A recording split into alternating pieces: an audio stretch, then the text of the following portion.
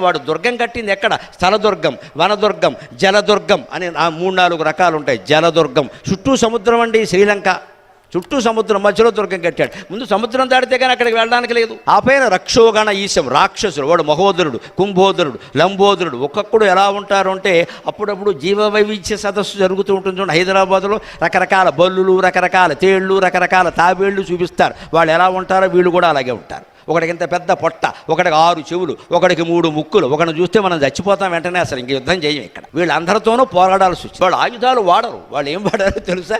చెట్లు, కొండలే. వాళ్ళు లెవెలేది.